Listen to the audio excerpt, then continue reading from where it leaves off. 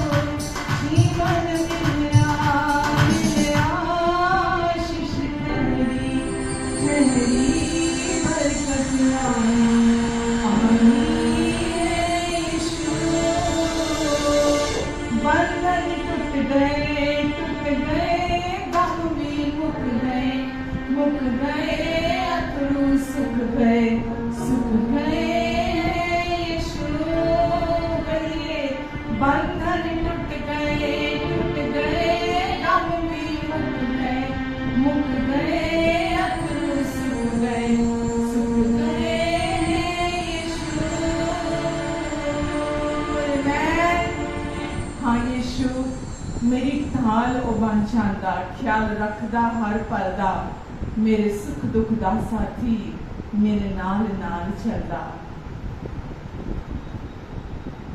ना कोई होना ना होना, ना कोई होया ना कोई होएगा। यीशु जिया सोना सोना, हाँ यीशु आप जैसा कोई नहीं हो सकता। यीशु आपके कारण यीशु आज आशीषें हम पर आकर ठहर गई हैं।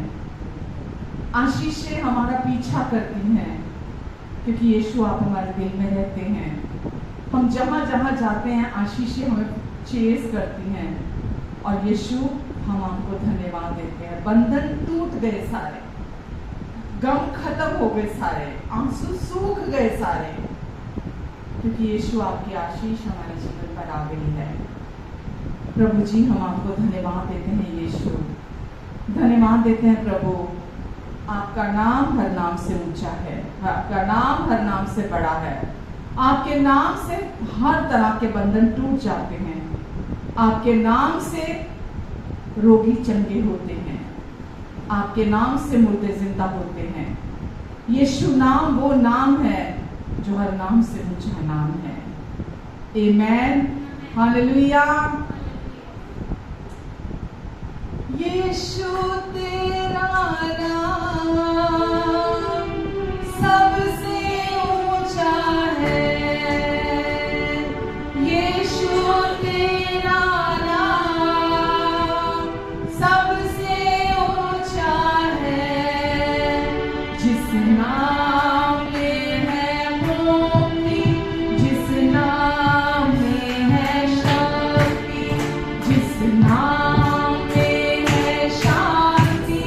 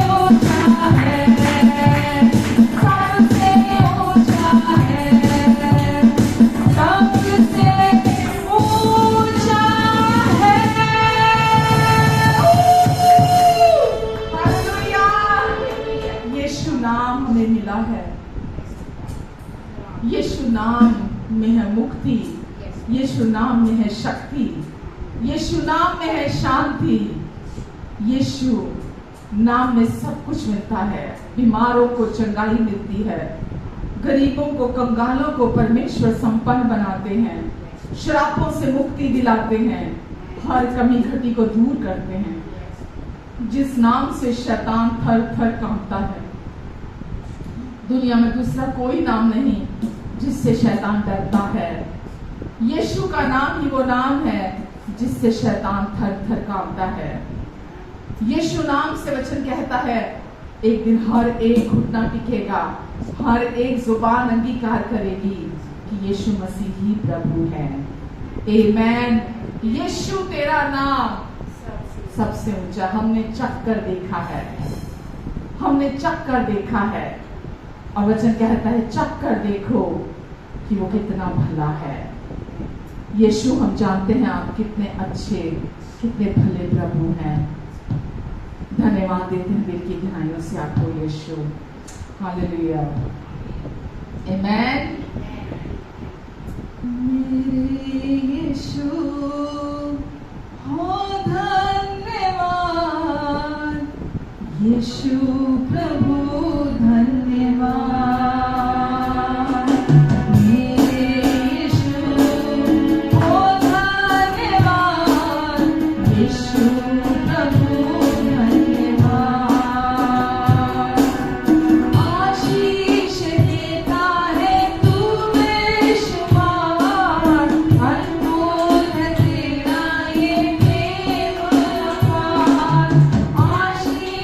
देता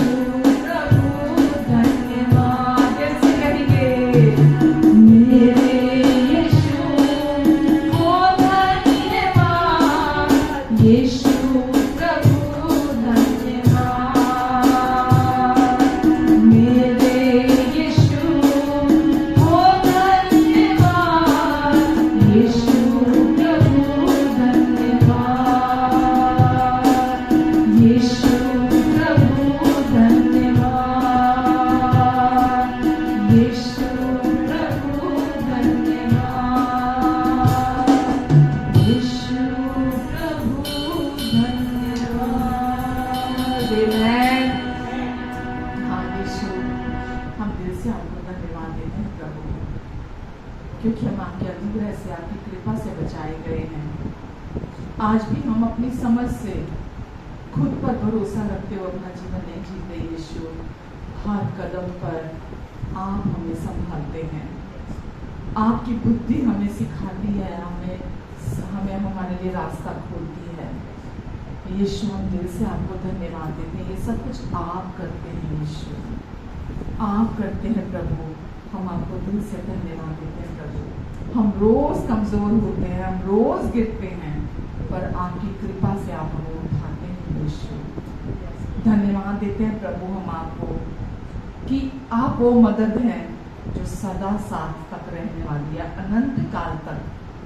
हम कभी अकेले नहीं हैं। यीशु ने कहा, मैं पिता के पास जाता हूँ, मैं पिता के पास जाऊंगा तो वो सहायक तुम्हारे पास आएगा जो तुम्हें मेरी बातें सिखाएगा। वो सत्य का आत्मा है और वो तुम्हें मेरी बातें सिखाएगा। यीशु, आपका आत्मा हर दिन हमें सिखाता है, हमें चलाता है। हम आपको दिल से धन्यवाद देते हैं यीशु। शैतान की चाल उस व्यक्ति के जीवन में कामयाब कभी नहीं होती जो यीशु को अपना प्रभु स्वीकार करता है, जो हर दिन यीशु पर निर्भर होकर चलता है, जो हर दिन यीशु को ताकता है। शैतान, मैंने अभी कहा, शैतान केवल एक ही नाम से थर थर कांपता है।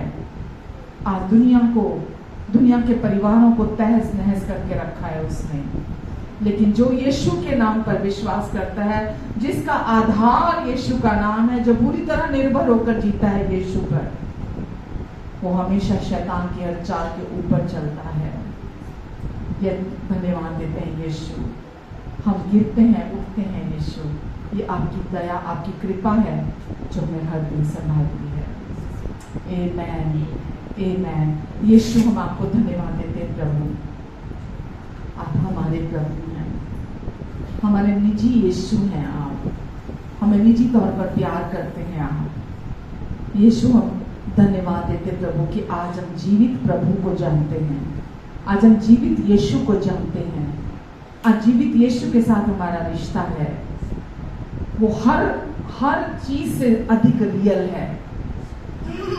जो हम अपनी आंखों से इस दुनिया में देख सकते हैं, हम छू सकते हैं, उन सब से रियल है प्रभु यीशु की उपस्थिति हमारे अंदर आत्मा के रूप में। और हम हर दिन उस उपस्थिति का आनंद उठाते हैं, हम हर दिन उसमें आनंदित होते हैं, हम हर दिन संतुष्टि का और भरपूरी का जीवन जीते हैं, क्योंकि जिसने सब कुछ की रचना की, जिसने सब कुछ को बनाया, वो हमारे अंदर रहता है और हम कभी भी खाली महसूस नहीं करते। आपके प्यार ने हमें भर दिया है यीशु। हम धन्यवाद देते हैं आपको प्रभु। जितने लोग यहाँ हैं, ये जितने लोग ऑनलाइन हमें देख रहे हैं और सुन रहे हैं, प्रभु आप सबको ब्लेस करें, इनके अपनों को भी आप आशीष दें। आप इन्हें प्यार करते हैं और आप इन्हें ब्लेस करना चाहते हैं हर घड़ी, हर सेकंड। प्रभु आप इन्हें ब्लेस करें।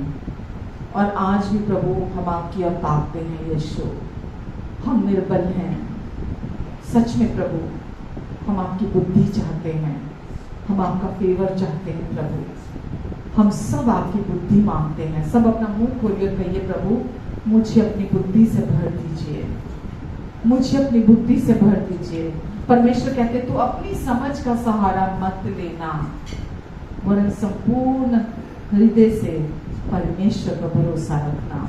उनकी बुद्धि श्रेष्ठ है, उनकी बुद्धि मांगना अपने लिए, क्योंकि जो बुद्धि मांगते हैं वो उन्हें निराश नहीं करता, वो उन्हें बुद्धि देता है, उदारता से देता है।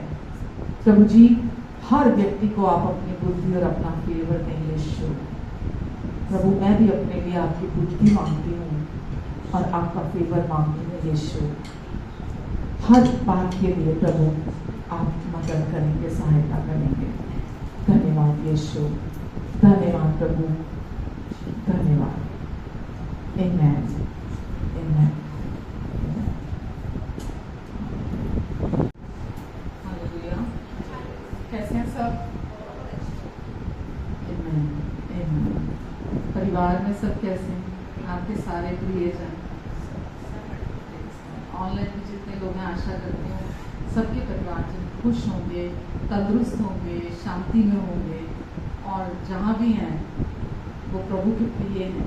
आमीन, हालेलुया। प्रभु हमें प्यार करने वाले प्रभु हैं और हम जानते हैं कि वो हमें किस कोई हद नहीं है कि वो हमें जिस स्तर पर प्यार करते हैं। आमीन। संसार में हद है हमारी, लेकिन प्रभु जिस स्तर पर हमें प्यार करते हैं उसकी कोई सीमा नहीं है। वचन में लिखा है उसके प्यार की लंबाई, चौड़ाई, ऊंचाई और गहराई इंसान के समझ से परे की बात है। तो जितना हमें प्यार करते हैं और जो हमें प्यार करता है वो हमें कभी भी किसी कष्ट में देखना नहीं चाहता। परमेश्वर तो बिल्कुल भी नहीं देखना चाहते, हमें किसी भी प्रकार के कष्ट में देखना नहीं चाहते, हमें किसी भी प्रकार से किसी दुख में, किसी बीमारी में देखना नहीं चाहते हैं। वो चाहते हैं हम उनके बच्चे होने के नाते हमेशा एक सिक्योर लाइफ जिए, है ना। और इसीलिए परमेश्वर का वचन हमें दिया गया है कि हम परमेश्वर के वचन के साथ अपने जीवन को टैली कर सकते हैं, परमेश्वर के वचन के साथ अपने जीवन को देख सकते हैं कि हमारा जीवन क्या प्रभु के वचन के अनुसार हम चल रहे हैं, है ना। जो वो कहते हैं क्या हम उसके साथ राजी हैं, जो वो कहते हैं क्या हम उस पर विश्वास करते हैं। तो हम हर बार यही सीखते हैं, हम हर बार परमेश्वर हमें बहुत चीज़ें सिखाते हैं और कुछ चीज़ें जो हम अनुभव करते हैं वो हमेशा के लिए एक हमारे जीवन का आधार बन जाती हैं और बिना पवित्र आत्मा के हम चीज़ों को अनुभव नहीं कर सकते जो हमारे जीवन का आधार बन जाएं। तो परमेश्वर यही चाहते हैं कि हम परमेश्वर के वचन क्या कहता है हमारे लिए, और वो हमारे जीवन की सॉलिड ग्राउंड होनी चाहिए, हमारे जीवन की ऐसी नींव होनी चाहिए जिसको हमने प्रभु से सीखा है और जो हमने पवित्र आत्मा के साथ अनुभव किया है, और वो चीज़ें हमें जीवन भर मदद करती हैं, हमें जीवन भर संभालती है। जिसको हम बोल देते हैं ना वैल्यूज़, वो हमारे जीवन की वैल्यूज़ बन जाती हैं, हमारे जीवन के मूल्य बन जाते हैं। फिर हम कोई भी हमारे जीवन में सिचुएशन आती है, कोई भी परिस्थिति आती है, जब हम अपने जीवन के मूल्यों को जानते हैं हमारे लिए वहाँ फैसले करने बड़े आसान हो जाते हैं, वहाँ चुनाव करने बहुत आसान हो जाते हैं जब हमारे मूल्य प्रभु के वचन के अनुसार होते हैं। जो वैल्यूज़ हमारी लाइफ की हमने बनाई होती हैं वो प्रभु के वचन के अनुसार जब होती हैं तो हमारे लिए हर जीवन में चुनाव करने, समय समय पर डिसीजन लेने हमारे लिए बहुत ईजी हो जाते हैं। आमीन।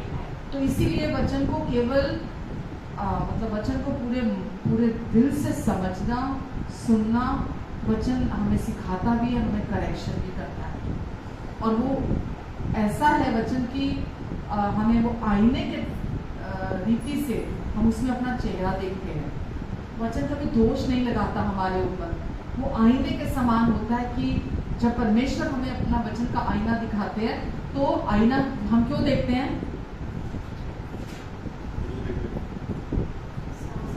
कुछ प्रॉब्लम जो है ना उसको दूर करने के लिए, जहाँ कुछ भी, तभी तो बंदा घर से निकलने से पहले आईना देख के जाता है ना। कहीं कुछ बाल खराब है, कोई मेरा स्टाइल खराब हो गया है ना, मेरे कपड़े, मेरा कॉलर, मेरी टाई, मेरा सूट में सब ठीक लग रहा है, मैं अच्छा लग रहा हूँ।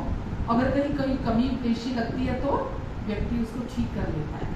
तो परमेश्वर का वचन भी एक आईने के रूप में वो हमें दिखाते हैं जिसमें हम अपनी शक्ल को स्पष्ट देख सकते हैं, है ना। वो दोष कभी नहीं लगाते, और जहाँ हमें सुधार की ज़रूरत होती है, बदलाव की ज़रूरत होती है, हम वचन के द्वारा उसको अपने जीवन में ग्रहण करते हैं। हम शीशे से लड़ने नहीं बैठ जाते जैसे आईने से, हम कुछ देखते हैं, हम फट से उसको अपने आप को ठीक कर लेते हैं। तो परमेश्वर भी अपने वचन के द्वारा हमें बहुत बदलाव करते हैं।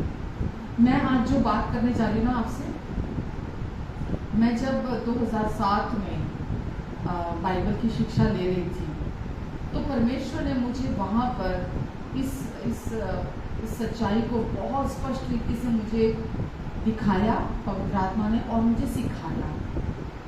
और ये मुझे ऐसा लगता है ये सबसे बड़ी चीज़ है, ये सबसे ज़रूरी, सबसे बड़ी चीज़ है। अगर मैं उस बाइबल शिक्षा के लिए नहीं गई होती ना, मुझे ऐसा लगता है, तो वहाँ मैंने जो वचन सीखा, चलो वो तो सीखा ही, लेकिन मैं ये मानती हूँ मैंने उससे भी बढ़कर जो सबसे ज़रूरी चीज़ है ना वो सीखी वहाँ जाकर। और मुझे ऐसा लगता है कि मेरे कंफर्ट जोन से परमेश्वर मुझे वहाँ इसीलिए लेकर गए ताकि मैं इस सच्चाई को जानूँ। और आज अगर हम मिनिस्ट्री देखते हैं ना, लोगों को सेवा करते हुए देखते हैं, इस एक चीज़ का अभाव बहुत ज़्यादा है मिनिस्ट्रीज में। लोगों को पता नहीं है कि इसका अभाव उनके जीवन में कैसी शर्मिंदगी को, कैसे अपमान को फ्यूचर में लेकर आ सकता है। मैं बात करने किस बात की कर रही हूँ? दीनता, ह्यूमिलिटी, अपने आप को दीन करने की। परमेश्वर का वचन हमें सिखाता है कि अपने आप को कैसे हमें दीन बनाते हुए हमें प्रतिदिन चलना है। आमेन। तो आज अगर हम अपने जीवन में परमेश्वर के अनुग्रह को रिसीव करना चाहते हैं, मैंने वचन कह रहा है, तो जो अनुग्रह का जो रास्ता है, अनुग्रह का जो मार्ग है, अगर आप उस पर चलना चाहते हो और परमेश्वर से अनुग्रह को ग्रहण करना चाहते हो, तो वो दीनता के थ्रू है, ह्यूमिलिटी के थ्रू है।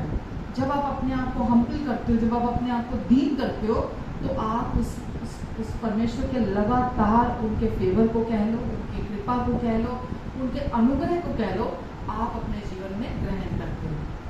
आमेन, आमेन। कोई व्यक्ति ऐसा है जिसको जीवन में परमेश्वर की कृपा नहीं चाहिए, परमेश्वर का फेवर नहीं चाहिए, परमेश्वर का अनुग्रह नहीं चाहिए? कोई है ऐसा?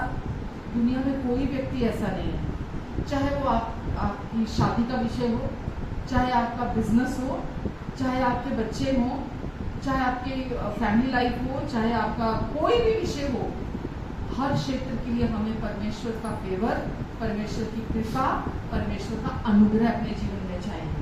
और जिस व्यक्ति को भी अनुग्रह चाहिए, है ना, वो क्या, वो परमेश्वर, मैं आगे आपको सिखाती हूँ अभी, परमेश्वर चाहते हैं व्यक्ति अपने आप को हम्बल करे। दुनिया में अगर आप देखोगे तो दुनिया में लोग ये जो संसार है ना, ये अच्छाई से बुराई की ओर जा रहा है और हम बुरे को अच्छा करने में लगे हुए हैं, लेकिन परमेश्वर का राज्य ऐसा नहीं काम करता। परमेश्वर का राज्य काम करता है, वचन में लिखा है, मैं अभी आगे पढ़ाती हूँ, परमेश्वर का राज्य नीचे से शुरू होता है। दुनिया में जो अगर आप देखते हो, आज अभी हमने इलेक्शन भी देखे, कुर्सी के लिए लड़ाई हो रही है, इतना घमंड, इतना गुरूर, इतने लड़ाइयाँ झगड़े। इवन देन अगर आप देखो, वो तो जो पॉलिटिशियंस हैं ना, जो पीएम की उसके लिए लड़ रहे हैं, या जो भी किसी भी तरह के इलेक्शन होते हैं, है ना, वो उनमें तो घमंड है, उनमें तो मतलब वो ईगो है उनके अंदर, है ना, क्योंकि उनको वो पद चाहिए, उनको वो पोजीशन चाहिए। उसको लेकर दुनियावी लोग भी आपस में कैसे घमंड से चूर चूर होकर एक दूसरे से लड़ने लग जाते हैं पॉलिटिक्स की बातों को लेकर। तो परमेश्वर, आज अगर आप दुनिया में देखोगे ना, जो अगर मैं इस दीनता की बात कर रही हूँ ना, ये बहुत अनकॉमन है। दुनिया में कोई भी इस बात को, इस टर्म को, जो दीनता है, इसको कोई पसंद नहीं करता, इसकी कोई बात नहीं करता, इसको कोई अपनाना नहीं चाहता। इस संसार में तो होड़ लगी हुई है ना, संसारिक रीति से आगे बढ़ने की, है ना, चाहे दूसरे की लाश पर पैरों के ऊपर चढ़ना पड़े, है ना, होड़ लगी हुई है आगे बढ़ने की, कुछ बनने की, कुछ करके दिखाने की।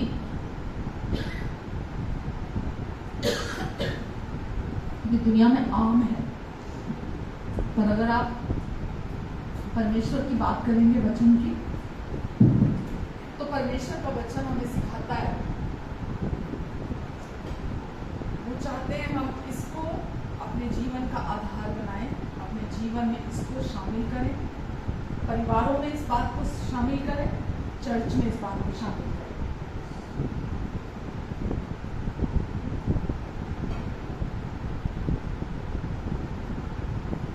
क्योंकि अगर हम अपने आप को डाउन करने को तैयार नहीं है,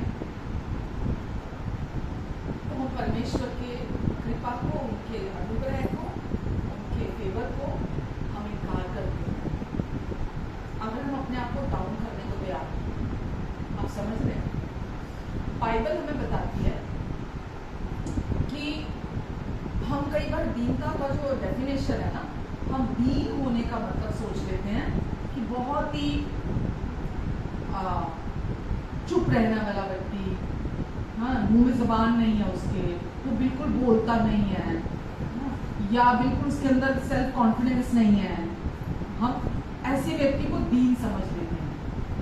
दीनता वो नहीं है कि आपके अंदर सेल्फ कॉन्फिडेंस नहीं है ना, आप या बोलते कम है, इसको दीनता नहीं कहते। दीनता है, मूसा के बारे में कहा गया कि इस पूरी पृथ्वी पर मूसा सबसे दीन व्यक्ति था अपने समय में, बड़ा नम्र व्यक्ति था, मूसा के बारे में कहा गया। लेकिन साथ ही ये भी लिखा गया कि वो बहुत शक्तिशाली था, वो दीन भी था और वो शक्तिशाली भी था। तो दीन होने का मतलब ये नहीं है कि बहुत ही कमजोर, निर्बल, बिल्कुल ही बुझा हुआ व्यक्ति, ऐसा सा व्यक्ति। दीनता का मतलब ये नहीं होता। दीन, अगर यीशु को हम देखते हैं तो यीशु ने 2 बार अपनी जब सेवकाई शुरू करी तब भी और उसके बाद भी 2 बार मंदिर के बाहर जो पीड़े लोगों ने लगाए हुए थे, है ना, वो पीड़े पलट दिए लोगों के जाकर। इसको क्या बोलते हैं? अगर आप मत्ती बोलते हो, मत्ती 11 पढ़ते हो ना, मत्ती 11 में लिखा है, यीशु ने क्या कहा? मैं मन का दीन और नम्र हूं। मैं मन का दीन और नम्र हूं, यीशु ने बोला। और मन का दीन और नम्र यीशु ने कहा मैं हूं, और हम देख रहे हैं कि यीशु ने पीड़े पलट दिए कि तुमने मेरे पिता के घर को डाकुओं की खो बना के रखा हुआ है। उनको डांटा, उनको गुस्सा किया, और एक बार नहीं 2 बार ही ऐसा किया। तो दीनता का मतलब क्या है? अभी मैंने डेफिनेशन समझ में आ रही है आपको?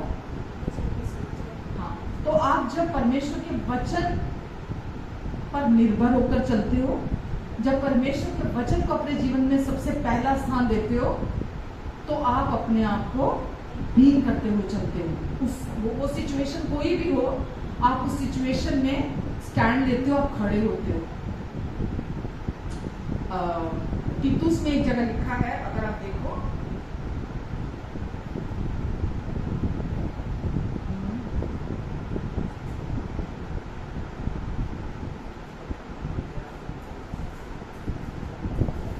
तीतुस 2:1 क्या लिखा है? परमेश्वर का अनुग्रह जो उद्धार लाता है। क्या लिखा है आपकी बाइबल में? 2:1।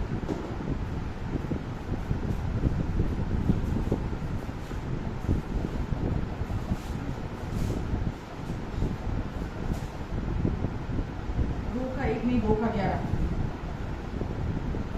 क्योंकि परमेश्वर का अनुग्रह क्या करता है?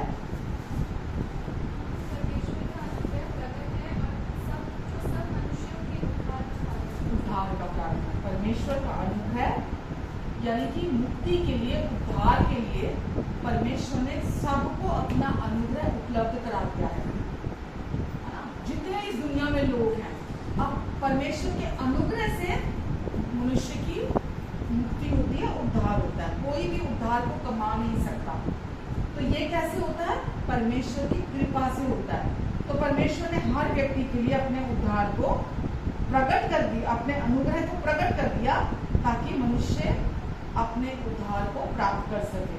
तो परमेश्वर ने सबके लिए, उद्धार के लिए अपने अनुग्रह को आगे बढ़ाया है। तो उद्धार हमें मुक्ति के लिए दिया गया है। इसके अलावा उद्धार हमें जो हम गिफ्ट ऑपरेट करते हैं चर्च में या कहीं पर भी, उसके लिए भी परमेश्वर ने हमें अनुग्रह दिया है। परमेश्वर ने हमें अलग अलग कामों के लिए, अलग अलग चीजों के लिए परमेश्वर ने हमें अपना अनुग्रह दिया है। लेकिन अगर हम वचन पढ़ते हैं याकूब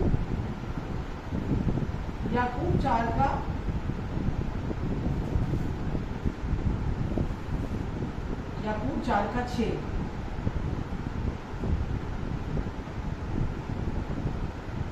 क्या लिखा है?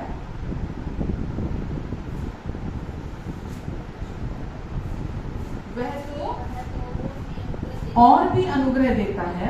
आगे क्या लिखा है? इस कारण यह लिखा है, परमेश्वर अभिमानियों का विरोध करता है पर दीनों पर अनुग्रह करता है। बस बस बस बस, परमेश्वर अभिमानियों का विरोध करता है। वो और भी अनुग्रह देने वाला परमेश्वर है, अनुग्रह पर अनुग्रह, अनुग्रह पर अनुग्रह देने वाला परमेश्वर है। और लिखा है वो और भी अनुग्रह देता है, लेकिन परमेश्वर अभिमानियों का विरोध करते हैं और दीनों के ऊपर परमेश्वर अनुग्रह करते हैं। तो परमेश्वर ने हमें, जो हमें अभिषेक दिया है उसके लिए भी परमेश्वर हमें अनुग्रह देते हैं, जो हमें गिफ्ट्स दिए हैं परमेश्वर उसके लिए भी हमें अनुग्रह देते हैं। अनुग्रह से ही हम काम करते हैं, मिनिस्ट्री करते हैं परमेश्वर की। लेकिन यहाँ लिखा है कि परमेश्वर और भी अनुग्रह देते हैं। वो अभिमानियों का तो विरोध करते हैं, लेकिन दीनों पर परमेश्वर और भी अधिक अनुग्रह करते हैं, और भी अनुग्रह। तो क्या है इसका मतलब? इसमें मैं आपको दिखाऊं, याकूब में जैसे अभी हमने पढ़ा लिखा है कि परमेश्वर अभिमानियों का विरोध करते हैं, ऐसे ही पतरस में भी विरोध शब्द का इस्तेमाल किया गया है। पतरस में लिखा है शैतान का सामना करो, शैतान तुम्हारा विरोधी वो शैतान है ना, तो तुम उसका सामना करोगे तो वो तुम्हारे सामने से भाग जाएगा। तो वहां भी विरोध शब्द का इस्तेमाल हुआ है, यहाँ भी विरोध का, हमारा विरोधी है शैतान, है ना। तो परमेश्वर बोलते उसका सामना करो तो वो तुम्हारे सामने से भाग जाएगा। तो यहाँ विरोध का क्या मतलब है?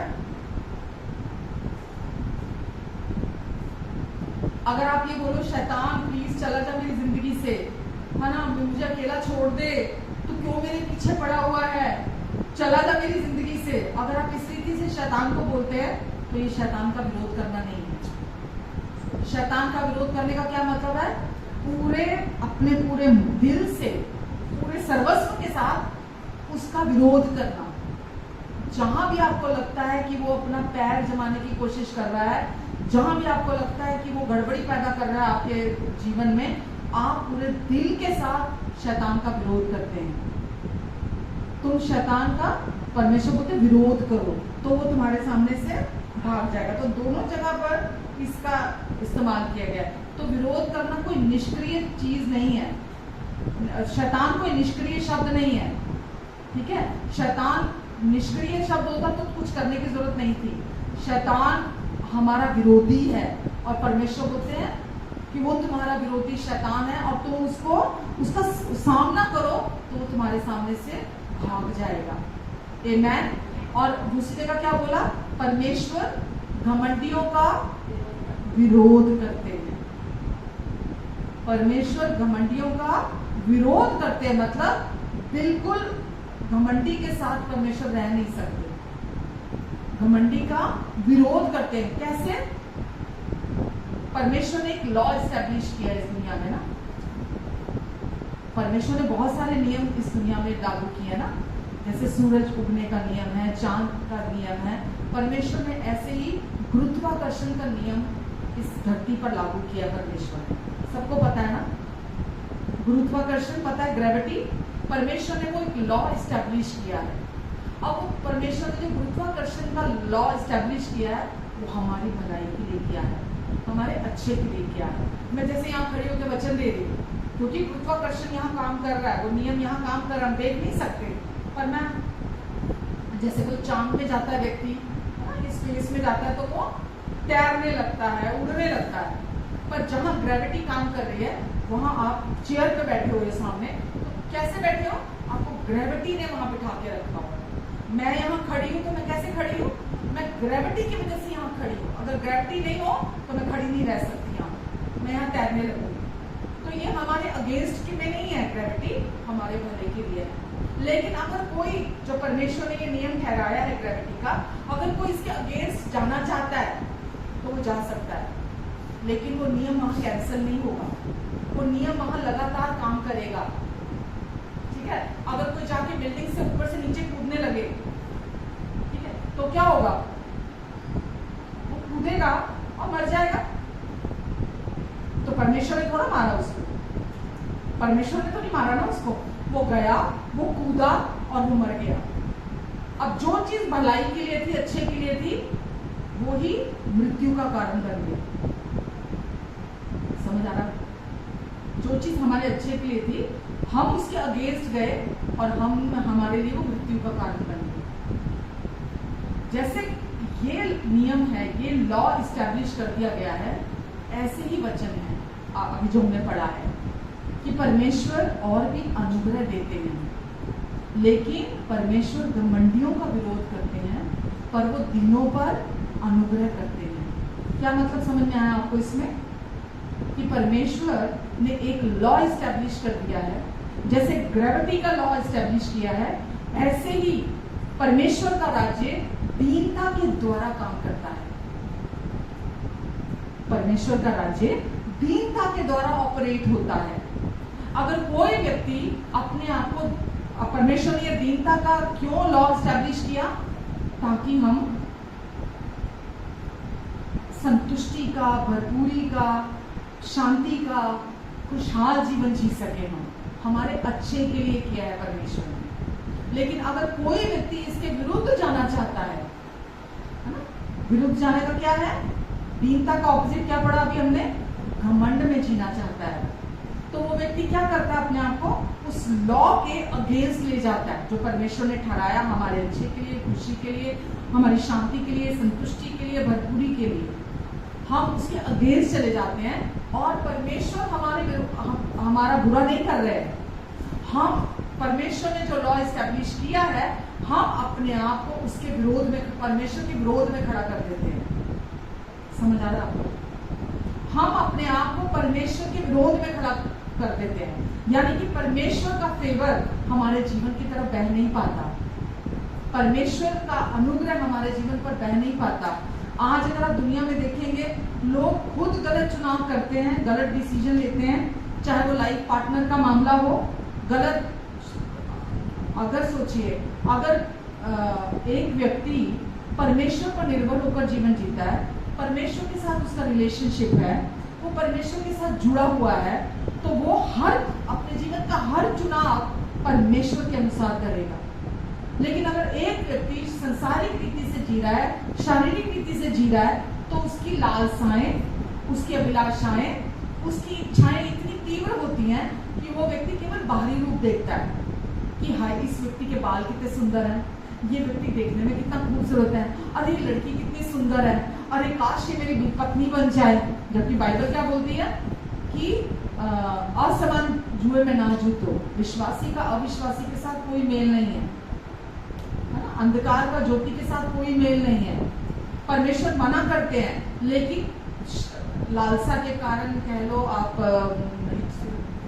जो ये वासना की जो इच्छाएं होती हैं, है ना, उनकी वजह से लोग अब गलत चुनाव करते हैं। अगर दो लड़कियां खड़ी की जाए ना, एक बहुत खूबसूरत हो और एक कम खूबसूरत हो, या लड़के दो खड़े किए जाएं, एक बहुत टॉल हैंडसम खूबसूरत है बॉडी बिल्डर हो और साथ में एक नॉर्मल साथ एक आदमी खड़ा हो, तो अगर बोला जाए ना लड़के को लड़की को कि चुन लो, तो वो किस पे जाएंगे? उनको बोला जाए अगर कि ये व्यक्ति परमेश्वर की तरफ से है, जो कम बाहर से आपको देखने में आकर्षित लग रहा है, जबकि ऐसी कोई चीज नहीं होती है, तो लोग किसकी तरफ आकर्षित होते हैं? जो देखने में बड़ा सुंदर है, जो बड़ा टॉल है, हैंडसम है, लड़की बहुत खूबसूरत है। और ऐसा दुनिया में क्या, मैंने बहुत गरीबी लोगों को देखा है कि वो ऐसे अट्रैक्ट होकर शादी कर लेते हैं, या अपनी किसी लालसा की वजह से शादी कर लेते हैं। कल को शादी होने के बाद, क्योंकि वो व्यक्ति जो है उसका परमेश्वर के साथ रिश्ता नहीं है, जिससे शादी की गई है वो परमेश्वर के करीब नहीं है, उसका परमेश्वर के साथ रिश्ता नहीं है, तो क्या होता है? वो मतलब कमिटेड नहीं है परमेश्वर में। तो जो व्यक्ति विश्वासी है, जो कमिटेड है, उसने अपने आप को उस परमेश्वर को नहीं सौंपा, इंतजार नहीं की, और वो एक अन्य जाति से शादी कर लेता है, तो कल क्या होता है? आपस में लड़ाइयाँ झगड़े होते हैं ना, लड़ाई झगड़े। परमेश्वर नहीं है उसके पीछे, है ना? कोई भी नुकसान हो रहा है, लड़ाई झगड़े हो रहे हैं, आपस में रिश्ता अच्छा नहीं हो रहा, परमेश्वर नहीं है उसके पीछे। हम उस लॉ के अगेंस्ट चले गए हैं। हमने, जब आपका परमेश्वर के साथ रिश्ता होता है ना, और आप परमेश्वर के प्यार पर विश्वास करते हैं। परमेश्वर आप अपने भीतर से जानते हैं कि परमेश्वर और भी अनुग्रह देते हैं। पढ़ा ना भी हमने, वो और भी अनुग्रह देते हैं, वो दीनों पर और भी अनुग्रह करते हैं जो परमेश्वर के साथ राजी होकर चलते हैं, जिनका परमेश्वर के साथ रिश्ता है। आप समझ रहे हैं? तो आप परमेश्वर हमारे जीवन से क्या चाहते हैं कि हम परमेश्वर पर निर्भर होकर जीवन जिए। परमेश्वर हमारे जीवन का आधार, परमेश्वर के साथ जो रिलेशनशिप है हमारे जीवन का आधार होना चाहिए। ये बहुत मतलब बड़ा कड़ा शब्द है अगर हम सुनते हैं कि परमेश्वर अभिमानियों का विरोध करता है, लेकिन दीनों पर परमेश्वर अनुग्रह करते हैं। आमेन। तो हम अगर ये सोचें कि व्यक्तिगत परमेश्वर मेरे से बदला ले रहे हैं, मैंने गलत चुनाव किया, मेरे जीवन में वो गलत हो गया। अगर आप किसी के साथ बिजनेस में भी किसी को पार्टनर बनाते हो, है ना, सामने वाले ने लालच दिया और आपने उसको अपने बिजनेस में पार्टनर बना दिया। मैं पैसा लगाऊंगा, मैं तुझे इतनी परसेंटेज दे दूंगा, मैं तेरे लिए ये करूंगा, मैं तेरे लिए वो करूंगा। आपने लालच में आकर परमेश्वर को नहीं सुना, आपने लालच में आके बिजनेस में उसको पार्टनर बना दिया। तो कल क्या होगा? वो व्यक्ति डोमिनेट करेगा, वो व्यक्ति आपको परेशान करेगा, आपको उस व्यक्ति के, क्योंकि उसने पैसा लगाया, आपको उसके अधीन रहना पड़ेगा। तो नुकसान आपको जो भी हो रहा है, वचन जैसा क्या लिखा है, परमेश्वर घमंडियों का विरोध करते हैं। तो ये पर्सनल नहीं है, व्यक्तिगत नहीं है कि परमेश्वर आपसे बदला ले रहे हैं, ये वो लॉ है जो काम कर रहा है आपके अगेंस्ट में। आपको समझ में आ रहा है मैं क्या बोल रही हूँ? तो परमेश्वर दीनों पर और भी अधिक अनुग्रह करते हैं, लेकिन घमंडियों को परमेश्वर दूर से पहचान जाते हैं। हालेलुया। तो सबसे जरूरी जो हमारे सीखने के लिए चीज है, जैसे मैंने अभी शुरू में आपको बोला कि खुद को डील करते हुए हमें परमेश्वर के राज्य में चलना है, क्योंकि परमेश्वर का राज्य दीनता के द्वारा ऑपरेट होता है। वचन में लिखा है एक जगह मत्ती में ही कि जो अपने आप को बड़ा बनाना चाहता है वो सबसे छोटा हो जाए, वो सब अपने आप को सबसे छोटा बना दे, यानी कि विलिंगली। अगर आप ये सोचे या प्रार्थना करें या आप किसी को बोले मेरे लिए प्रार्थना करो कि मैं दीन हो जाऊं, दीनता के लिए प्रार्थना करो, आप परमेश्वर से प्रार्थना कर रहे हैं, परमेश्वर मुझे दीन बना दीजिए। परमेश्वर किसी को दीन नहीं बनाते। परमेश्वर आपको सिचुएशंस लाकर आपके अहम को तोड़ सकते हैं, है ना, लेकिन परमेश्वर किसी को दीन नहीं बनाते। ये स्वयं का चुनाव है।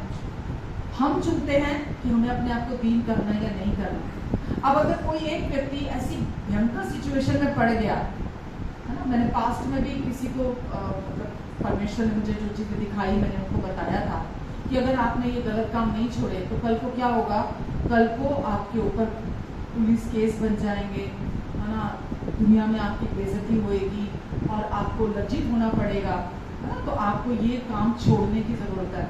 आज आप देखो चर्चिज में भी लोग धोखाधड़ी कर रहे हैं।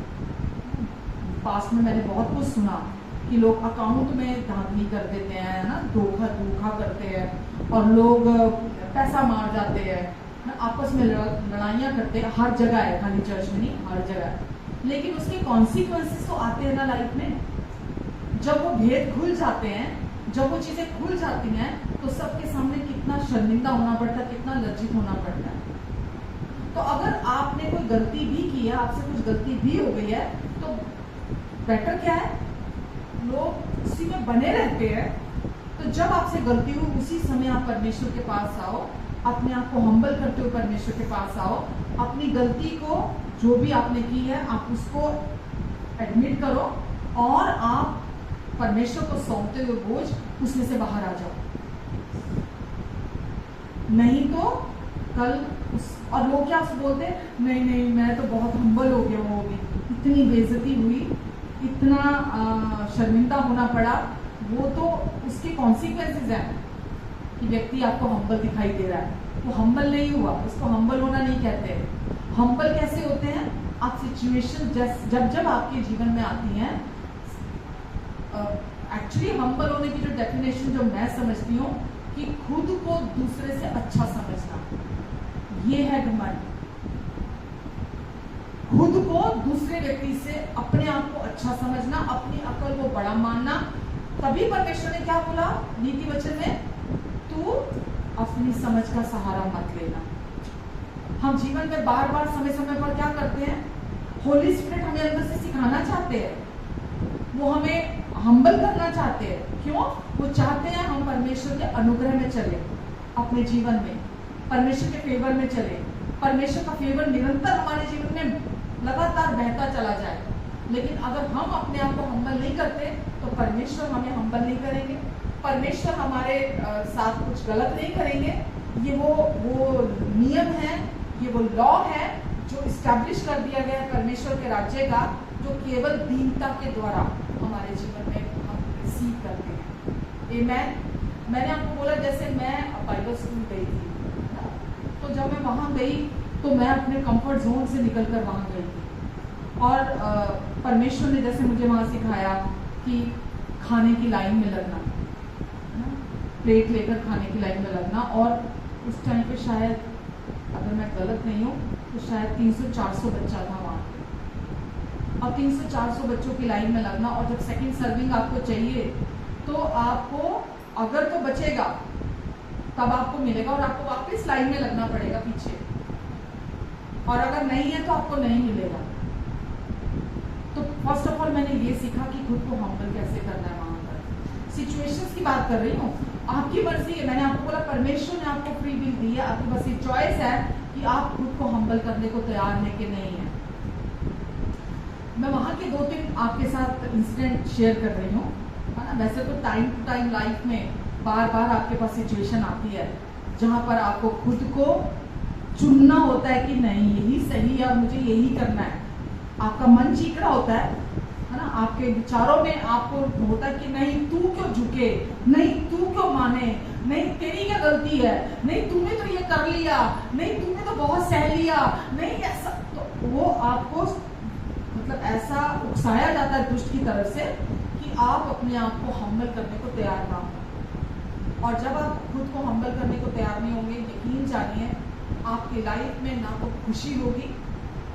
बाहर से लोग आपको कुछ समय के लिए अच्छे दिख सकते हैं कि उनकी लाइफ तो बड़ी नॉर्मल, बड़ी अच्छी चल रही है ना, जबकि वो घमंडी होकर जी रहे हैं। लेकिन मैं आपको गारंटी के साथ बोल सकती हूँ, ना तो उनके अंदर शांति होगी, ना उनके अंदर खुशी होगी, ना उनके अंदर संतुष्टि होगी। अगर व्यक्ति हम्बल नहीं है, अगर कोई व्यक्ति दीनता में नहीं चल रहा ना, तो उसके जीवन में शांति की, खुशी की, संतुष्टि की कोई जगह ही नहीं होगी, वो हो ही नहीं सकता।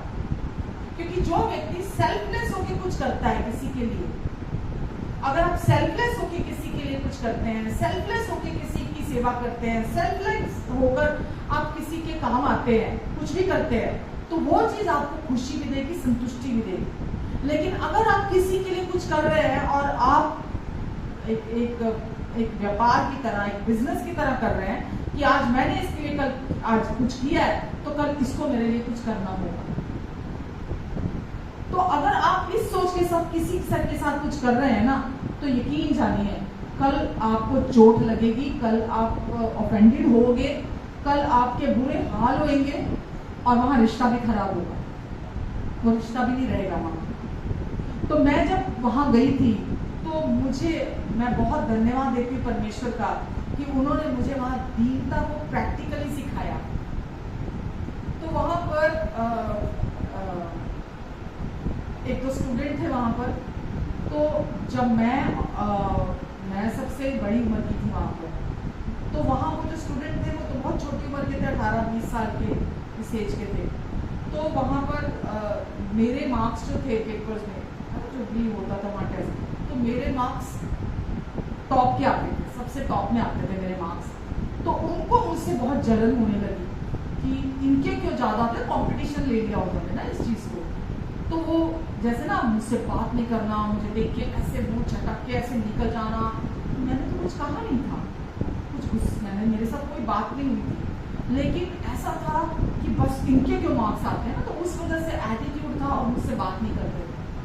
तो होली स्पिरिट ने मुझे बोला कि उसी स्टूडेंट का बर्थडे था, तो होली स्पिरिट ने मुझे बोला कि मैं केक मंगाऊँ और केक मंगाकर मैं उसको गिफ्ट दूँ एज अ गिफ्ट, और उसके लिए मैं केक कटिंग करूँ, जबकि वो मुझे बिल्कुल पसंद नहीं करती थी, बिल्कुल मतलब गंदा एटीट्यूड था, मुझसे एज में इतनी बड़ी थी लेकिन उसका एटीट्यूड बहुत बुरा था। तो मैंने परमेश्वर ने जैसा मुझे कहा, मैंने परमेश्वर से सुनकर उसके लिए केक मंगवाया, और जैसे ही मैंने उसको वो केक दिया तो उसका एकदम बॉडी लैंग्वेज, उसके फेशियल एक्सप्रेशन, उसका एटीट्यूड एकदम चेंज हो गया उसका, और उसके बाद से वो मेरे करीब आ गई। अगर मैं ये सोचती मैं उससे उम्र में इतनी बड़ी हूँ, मुझे झुकने की क्या जरूरत है, मैं क्यों झुकूं, मैंने क्या गलती करी है, मैं क्यों डाउन होके जाऊं, मैं क्यों उसको ऐसे मतलब उसके लिए कुछ करूं, मैं जो मुझे इतनी नफरत करती है मैं क्यों उसके लिए कुछ करूं। लेकिन जैसा परमेश्वर के आत्मा ने मुझे सिखाया, मुझे लीड किया, मैं गई, और कुछ दिन के बाद वो मुझसे पूछती थी आपको कोई हेल्प चाहिए तो आप मुझे बता देना, और मेरे लिए कोई भी मतलब मैं आपका कोई काम कर सकूं, आपके किसी काम आ सकूं तो आप मुझे बताना। आते जाते हेलो करना, अच्छे से बात करना, अच्छे से विश करना। तो परमेश्वर ने उस रिलेशनशिप को वहाँ अच्छा किया। किसका चुनाव था? मेरा चुनाव था।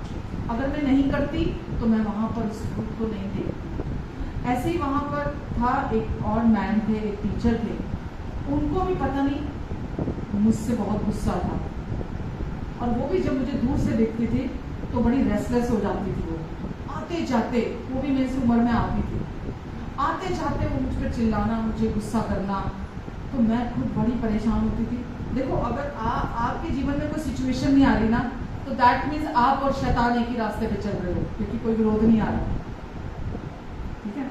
लेकिन अगर आप जीवन में चल रहे हो और विरोध आ रहा है, तो दैट मीन्स आप और शैतान अलग अलग रास्ते में, आप अलग उसमें चल रहे हो, और इसीलिए आपके जीवन में विरोध आ रहा है। समझ रहे हो आप? तो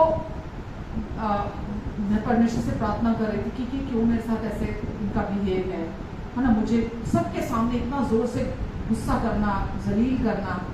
तो परमेश्वर ने मुझे बोला, उनको ना, मेरे हस्बैंड को मैंने 2 शॉल मंगवाई थी, वहाँ थोड़ा ठंडा हो गया था, तो मैंने अपने हस्बैंड से 2 शॉल्स मंगवाई, और मैंने उनको बोला कि मुझे ना ठंड हो गई तो आप भेज दो। इन्होंने मुझे 2 शॉल भेजे, और परमेश्वर ने मुझे जैसे ही शॉल मुझ तक पहुँचे, मुझे परमेश्वर ने बोला इसमें से 1 शॉल उनको दे दे, वो वाली मैम को दे दे। मैंने बोला परमेश्वर मैंने अपने लिए मंगाई है, ठंड भी हो गई है। परमेश्वर ने बोला इसमें से 1 शॉल भी दे। मैंने वहीं परमेश्वर से सुना, मैंने बोला ठीक है। मैंने बोला दूँ कैसे, कब दूँ? वो तो बहुत गुस्सा करती है मेरे को देख के ना, बिल्कुल एक दिन भी प्यार से बात नहीं की मेरे साथ, और इतना गुस्से से बात करती है, करूँ क्या? परमेश्वर, मैंने बोला आप ही मुझे समय और मौका देंगे, और जब देंगे तो मैं बात कर लूँगी। तो मैं ऐसे ही अपने रूम से निकली ये प्रार्थना करके, और जैसे मैं रूम से निकली और वो असेंबली हॉल था, असेंबली हॉल में जाने के लिए, तो वो सामने से अकेली आ रही थी। तो मैंने उनको बोला, मैंने बोला प्लीज़ मैम आप क्लास के बाद प्लीज़ मुझे मिलेंगे। तो क्यों, क्या काम है? मैंने बोला प्लीज़ मैम 2 मिनट के लिए आप मेरे रूम में आ जाएंगे।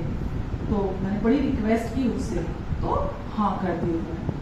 फिर जैसे ही ख़त्म हुई क्लास, तो मैंने उनको बोला, मैंने बोला प्लीज़ मैम प्लीज़ आ जाइए करके, गुस्से से ना मेरे साथ मेरे पीछे आ गए, या मेरे को रूम अलग मिला हुआ था, तो मेरे रूम के बाहर आके खड़ी हो गई।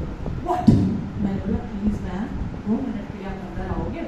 तो कहती मैं जो बोला ये बोल दो। मैं प्लीज़ मैम 2 मिनट के लिए आप अंदर आ जाओ, है ना। वो मेरे रूम में अंदर आई, तो मैं अपनी शॉल का पैकेट अपने सूटकेस के ऊपर ही रख के गई थी। तो मैंने अपना वो शॉल उठाया और मैंने उनको बोला, मैंने बोला प्लीज़ मैम प्लीज़ एक्सेप्ट कर लो इसको, क्योंकि परमेश्वर ने मेरे दिल में डाला आपको ये गिफ्ट करने के लिए। मैंने अपने हस्बैंड से मंगाया था, लेकिन होली स्पिरिट ने मेरे अंदर डाला आपको एक गिफ्ट करने के लिए। तो मतलब उनके जैसे ना वो एक नया ही बंदा खड़ा हो गया वहाँ पर। उनके चेहरे पे वो जो कठोरता थी, जो गुस्सा था, वो सब चला गया उनके चेहरे से, और वो इतनी खुश बोली कि नेक्स्ट मंथ मैंने दिल्ली में जाना था शादी के, और वहाँ ठंड बहुत होती है। तो मैं आज सुबह ही सोच रही थी कि मुझे एक शॉल की ज़रूरत है, मुझे एक शॉल खरीदनी है। तो मैं आज मॉर्निंग में ही सोच रही थी, तो इसकी मुझे डेस्परेट नीड थी। थैंक यू सो मच प्रतिभा कि आपने मुझे गिफ्ट करिए, हग किया, प्यार किया। और उसके बाद वो जब भी मुझे कहीं भी मिलती थी, कहीं भी देखते थे, मतलब वो इतना ज़्यादा फेवर करती थी, इतना ज़्यादा प्यार करते थे कि जैसे मतलब वो एक नया इंसान कोई और था। आप समझ रहे हैं? तो चुनाव हमारा होता है। परमेश्वर हम सबको चाहते हैं, वो हमें प्यार करते हैं और वो हमें ब्लेस करना चाहते हैं। और वो क्या चाहते हैं कि हम अपने आप को हम्बल करते हुए चलें, अपने आप को दीन करते हुए चलें। आप ये देखो, यीशु ने कहा, क्या कहा? जिसने मुझे देखा उसने पिता को देख लिया। मैं और पिता एक हैं। और वही यीशु मत्ती में बोल रहे हैं 11वें अध्याय में कि मैं मन का दीन और नम्र हूँ। राइट? तो परमेश्वर यीशु के रूप में देहधारी होकर आए थे। तो परमेश्वर कौन है? मन के दीन और नम्र है परमेश्वर। स्वर्ग की महिमा छोड़कर, वो स्थान छोड़कर, अगर वो दीन नहीं होते, वो आपके लिए और मेरे लिए मरने के लिए नहीं आते, क्योंकि उनका स्वभाव, उनका चरित्र है दीनता। और वो आपके लिए और मेरे लिए स्वर्ग की महिमा छोड़कर इस धरती पर आए। फिलिपियर अध्याय 2 अगर आप पढ़ते हो, मेरे साथ एक बार खोलकर आप पढ़ोगे, फिलिपियर चैप्टर 2।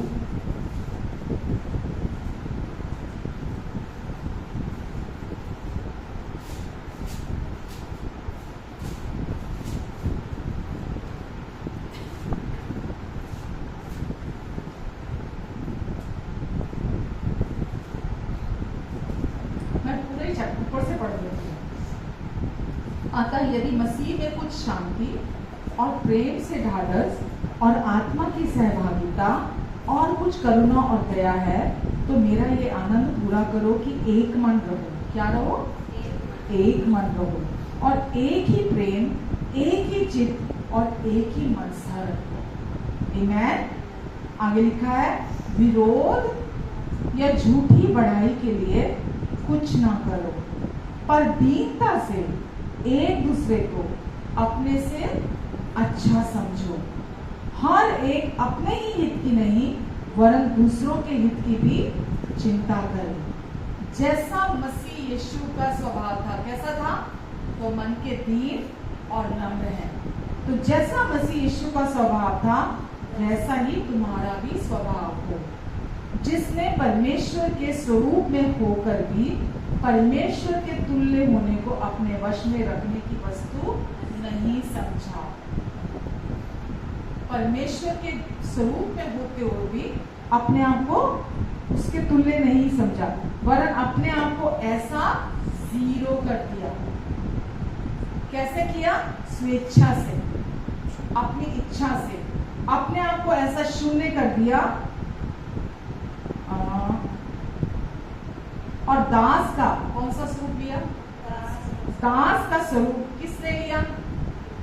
प्रभु यीशु मसीह। प्रभु यीशु मसीह कौन थे? परमेश्वर खुद देहधारी हुए थे यीशु के शरीर। वरन क्या किया? दास का स्वरूप अपनी स्वेच्छा से धारण कर लिया और मनुष्य की समानता में हो गए।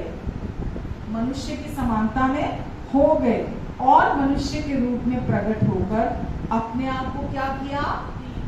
दीन किया, अपने आप को सबसे छोटा किया और यहां तक आज्ञाकारी रहा कि मृत्यु, हाँ क्रूस की मृत्यु भी सह ली। यहां तक आज्ञाकारी हुए प्रभु यीशु मसीह कि क्रूस, मतलब उस स्तर तक सोचो आप कि क्रूस की मृत्यु तक को भी अपने ऊपर सह लिया, अपने आप को इतना हम्बल किया, अपने आप को सबका दास बना दिया, सबसे निचले स्थान में ले गए। आगे लिखा है, इस कारण परमेश्वर ने उसको अति महान भी कहा और वो नाम दिया जो सब नामों में श्रेष्ठ है, कि जो स्वर्ग में और पृथ्वी पर और पृथ्वी के नीचे हैं, वे सब यीशु के नाम पर तुलना टेके और परमेश्वर पिता की महिमा के लिए हर एक जीव अंगीकार कर ले कि यीशु मसीह ही प्रभु है। तो यीशु की दीनता, परमेश्वर का जो स्वभाव है, जो यीशु ने अपने आप को हम्बल किया, जो दीन किया, उसके बिना हमारा उद्धार नहीं हो सकता था। हो सकता था? हमारा उद्धार पॉसिबल ही नहीं था कि हम पापों से छूट जाते। तो परमेश्वर ने भी अपने आप को हम्बल किया, वो यीशु के रूप में आए ताकि हमारा उद्धार करा सके। अब परमेश्वर के अनुग्रह से हमारा उद्धार हुआ है, तो यीशु का उद्धार जो उन्होंने हमारा कराया वो हमें दीन बनने में मदद करता है। अब आपके पास और मेरे पास दो स्वभाव नहीं है जैसा कि कुछ लोग सोचते हैं। हमारे पास एक ही स्वभाव है, और वो कौन सा है? पवित्र आत्मा के द्वारा जो परमेश्वर ने हमें परमेश्वर का स्वभाव और चरित्र दिया है। हमारे पास ड्यूअल नेचर नहीं है, दोहरा स्वभाव हमारे पास हम में से किसी के पास भी नहीं है। हाँ, पुराना जो हमारे अंदर इतना साल तक रह के गया है, उसकी वजह से आज मतलब आज भी हम पाप में, लालसा में या बुरे कामों में चले जाते हैं, और उसकी वजह से परमेश्वर हमें क्या बोलते हैं? अपने मन को नया करना। अभी क्या हो रहा है आपका मन? अभी जो आप वचन सुन रहे हो, ये वचन क्या कर रहा है? आपके मन का नवीनीकरण कर रहा है आपके मन का। तो परमेश्वर आपके जीवन में चाहते हैं, जब भी सिचुएशन आती है, आपके पास दो रास्ते हैं। या तो आप परमेश्वर के हाथों के नीचे अपने आप को दीनता से ले आओ, और या फिर आप परमेश्वर को अपना विरोधी बना लो। व्यक्तिगत रूप से नहीं कह रही मैं, परमेश्वर व्यक्तिगत रूप से किसी का विरोध नहीं करते हैं। जो लॉ है, जो नियम परमेश्वर ने बना दिया है, ठहरा दिया है कि वो दीनों पर अनुग्रह करते हैं पर घमंडियों का विरोध करते हैं। और परमेश्वर के राज्य से जो कुछ भी हमें चाहिए वो कैसे प्राप्त होता है? जब हम अपने आप को डाउन करने को तैयार हो जाते हैं। आज पति पत्नी के सामने डाउन होना नहीं चाहता, पत्नी पत्नी के सामने पति के सामने डाउन होना नहीं चाहती, बच्चे माँ बाप के आगे डाउन होना नहीं चाहते। मतलब कोई इस दुनिया में डाउन होने को तैयार ही नहीं है, अपने आप को झुकाने के लिए तैयार ही नहीं है। हर व्यक्ति अपने आप को जस्टिफाई करता है, और स्पेशली जो व्यक्ति घमंडी है ना, वो खुद को, उसका काम ही यही है, वो हमेशा अपने आप को जस्टिफाई करेगा, अपने कामों को जस्टिफाई करेगा, वो दूसरे व्यक्ति को हमेशा नीचा दिखाएगा। उसके पास हमेशा जस्टिफिकेशन है, उसको कोई लेना देना नहीं है ह्यूमिलिटी से, अपने आप को दीन करने से उसका कोई वास्ता नहीं है, उसका कोई लक्ष्य नहीं है। दीनता हमारा लक्ष्य भी है, हमारा सफर भी है। मुझे अपने जीवन में अपने आप को हम्बल करते हुए चलना है, राइट? क्यों? क्योंकि मैं जानती हूँ परमेश्वर का राज्य ऐसे ही काम करता है। अगर मुझे गिफ्ट्स ऑपरेट करने हैं, अगर मुझे अभिषेक चाहती हूँ मेरे जीवन से परमेश्वर का अभिषेक काम करे, तो मुझे किस चीज की जरूरत है? मुझे परमेश्वर के अनुग्रह की, उनके फेवर की जरूरत है, उनकी कृपा की जरूरत है। और वो कैसे काम करता है हमारी जिंदगी में? जब हम अपने आप को डाउन करने को, नीचे करने को तैयार होते हैं। जब भी सिचुएशन आती है, जब भी कोई ऐसा हालात बनते हैं, या आपको लगता है कि चीजें आपके विरोध में जा रही हैं, उस समय पर आप दूसरे को बदलने के बजाय आप अपने आप को हम्बल करते हैं। समझ रहे हैं आप? इसका मतलब क्या है मेरा कहने के पीछे?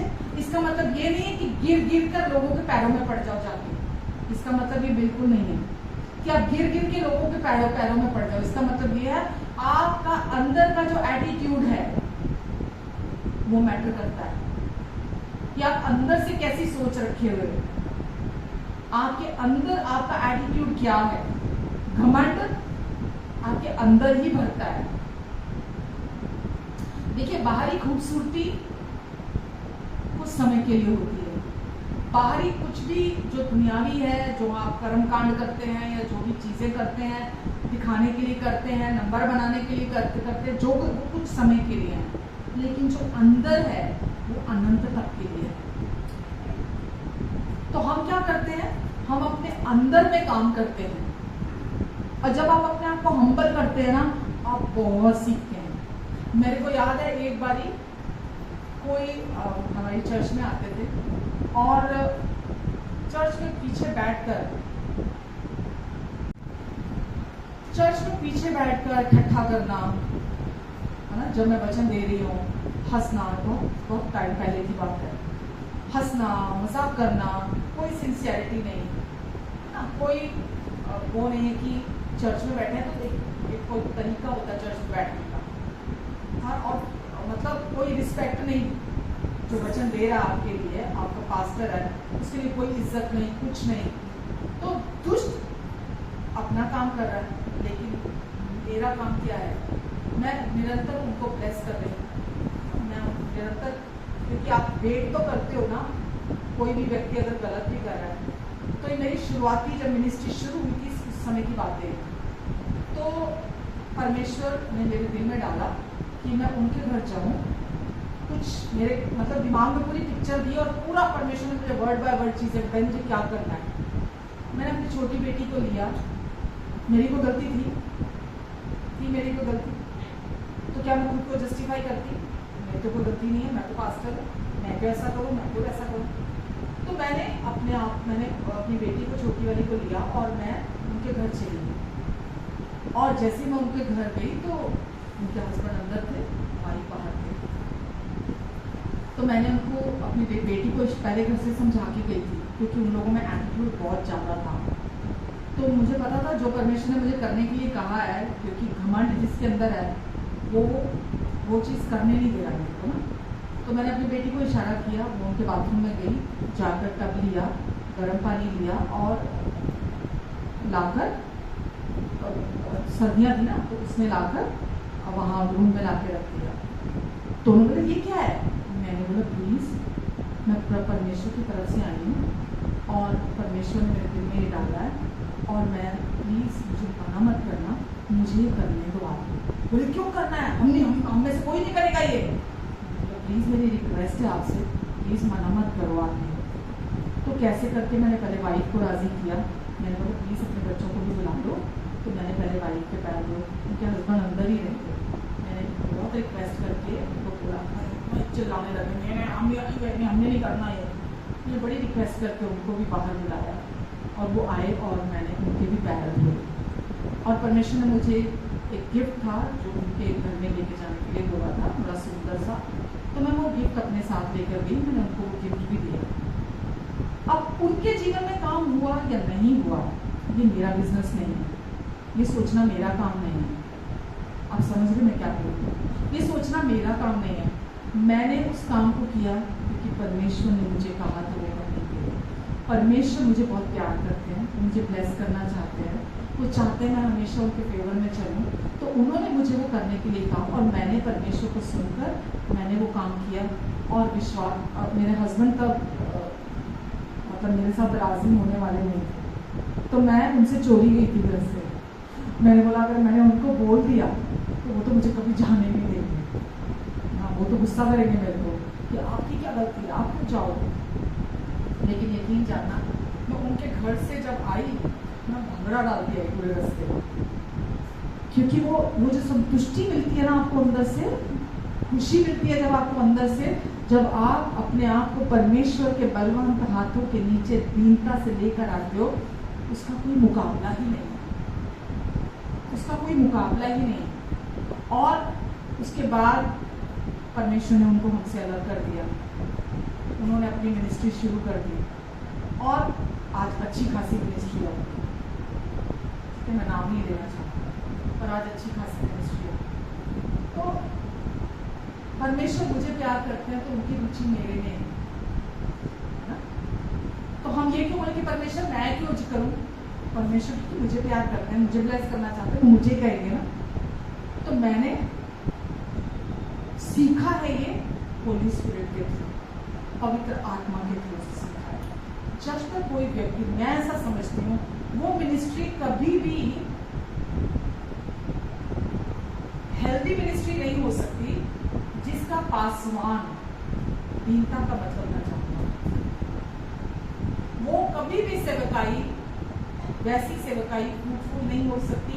देखो बाहर दिखने की बात एक अलग है और एक है कि आप परमेश्वर के अधीन होकर चल रहे हैं, आपने परमेश्वर को अपना आधार बनाकर रखा है, परमेश्वर आपके जीवन की नींव है, आप one step at a time चल रहे हैं, आपको बढ़ने की कोई जल्दी नहीं है।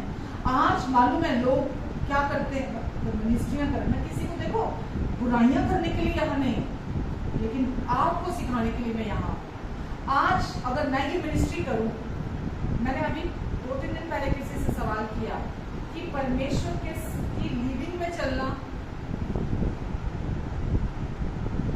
इम्पोर्टेंट है या परमेश्वर का काम करना इम्पोर्टेंट है? सामने वाले व्यक्ति ने अज्ञानतावश जानते हुए ना जानते हुए क्या जवाब दिया?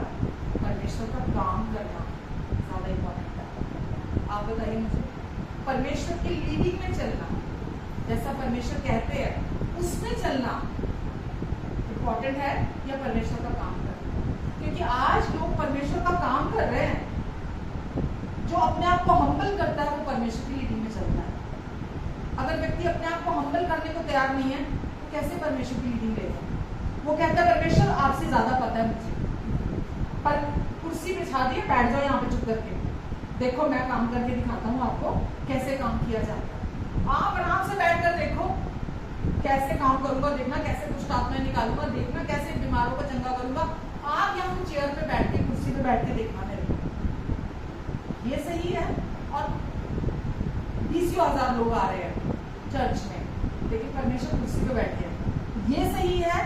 या दूसरा व्यक्ति जो परमेश्वर की लीडिंग में चलता है, अपने आप को हम्बल करते हुए, वो खुद की समझ का सहारा नहीं ले रहा, वो परमेश्वर के साथ बढ़ रहा है, कोई जल्दबाजी नहीं है बढ़ने की, कोई डर नहीं है, कोई शर्मिंदगी नहीं है कि लोग क्या कहेंगे, लोग क्या सोचेंगे। उस व्यक्ति के अंदर वो डर, वो शर्मिंदगी नहीं होती है। बहुत सारे लोग अपने आप को दिखाने के लिए, लोगों के सामने बड़ा बनाने के लिए अपने आप को, परमेश्वर को साइड में रखते हैं। और जैसे दुनिया में भी तो लोग बढ़ते हैं, बढ़ोतरी के फॉर्मूला नहीं है क्या दुनिया में?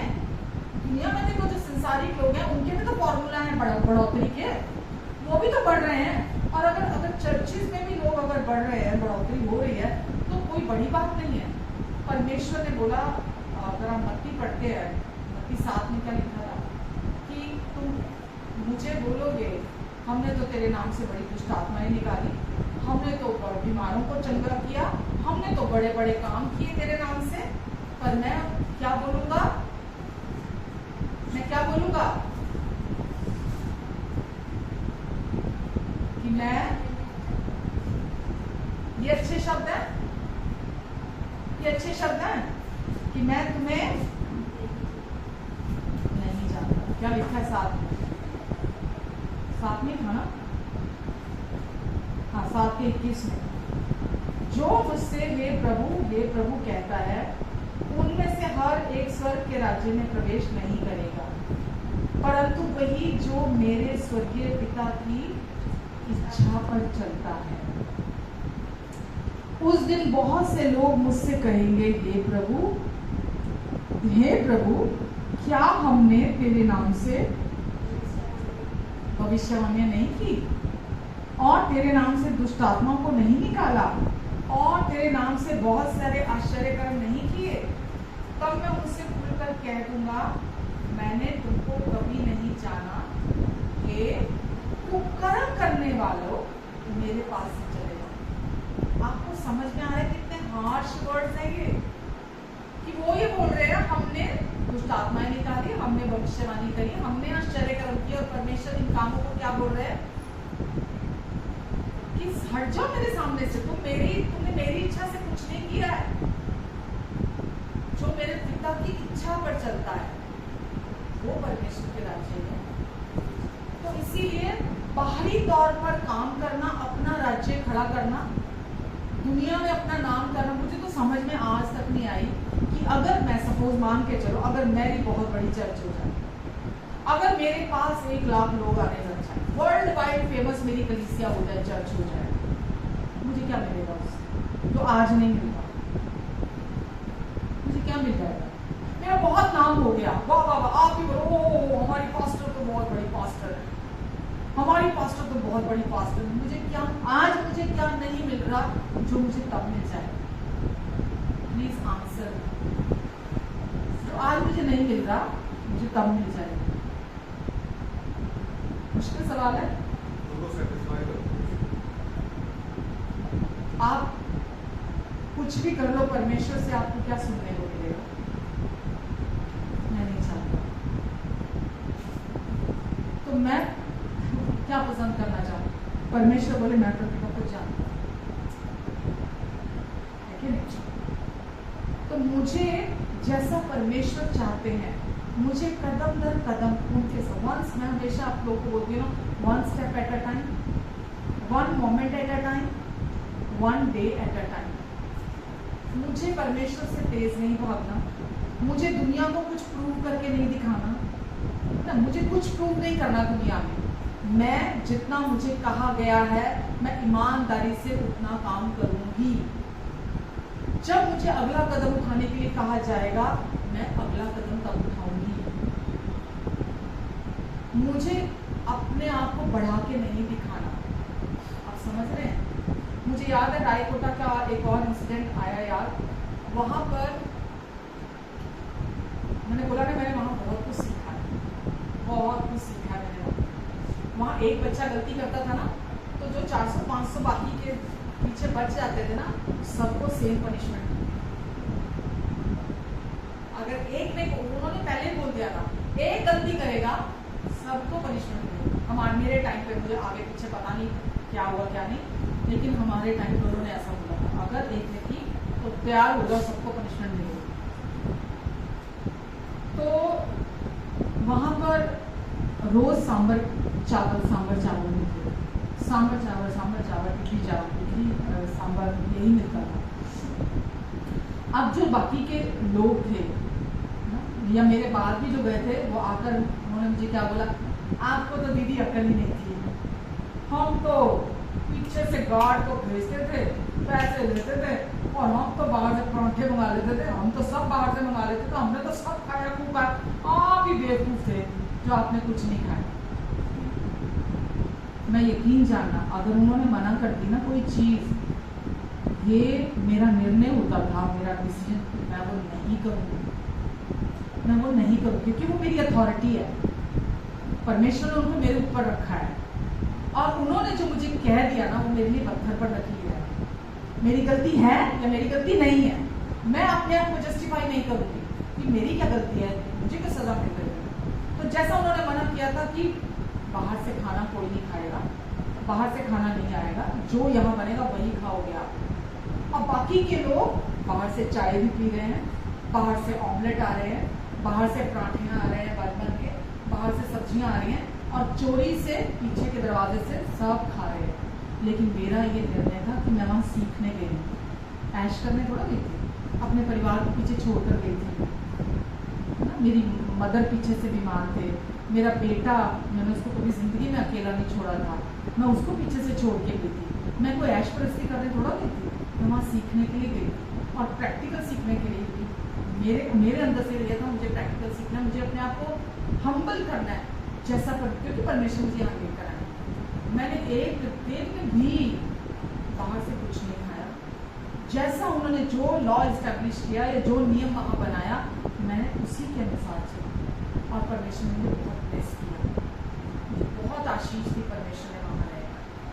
तो अगर एक लीडर या पास्टर, अगर उसने हम्बल होना नहीं सीखा, तो कभी भी किसी को अपने अधीन रहना सिखा नहीं सकता। किसी को भी उस व्यक्ति के अधीन कोई रह नहीं सकता। क्यों? उसको खुद ही नहीं पता अधीनता क्या है। मुझे मेरे पति के अधीन रहना, मेरे पति कभी नहीं चाहते मैं उनके अधीन रहूं, लेकिन ये मेरा चुनाव है कि मुझे अपने पति के अधीन रहना है। ये मेरा चुनाव है। मैं उनको हर बात बताती हूँ, मैं उनसे पूछ कर करती हूँ, मैं उनसे सलाह भी लेती हूँ, उनको जो अच्छा लगता है वो करती हूँ, जो उनको अच्छा नहीं लगता वो मैं नहीं करती हूँ। मैं उनके अधीन रहना पसंद करती हूँ। आप समझ में हैं? तो परमेश्वर क्या चाहते हैं हमारे जीवन से? आज क्या समझ में आ रहा? क्या समझ में आ रहा? क्या सीख रहे हो आप आज? क्या वचन सुना भी आप कि परमेश्वर क्या चाहते हैं? सिचुएशन रोज आएगी हमारी लाइफ में, रोज आएगी। या तो घमंड फन उठाएगा अंदर से, और या होली स्पिरिट, पवित्र आत्मा की छोटी सी आवाज अंदर से आएगी जो आपको जो वचन कहता है वो करने के लिए कहेगी। अब ये आपकी मर्जी है कि आप वो करते हो जो परमेश्वर आपको कह रहे हैं, या आप वो करते हो जो घमंड आपको कह रहा है। आप अपने आप को हम्बल ना करो, ताकि परमेश्वर आपके जीवन में काम ना कर सके। तो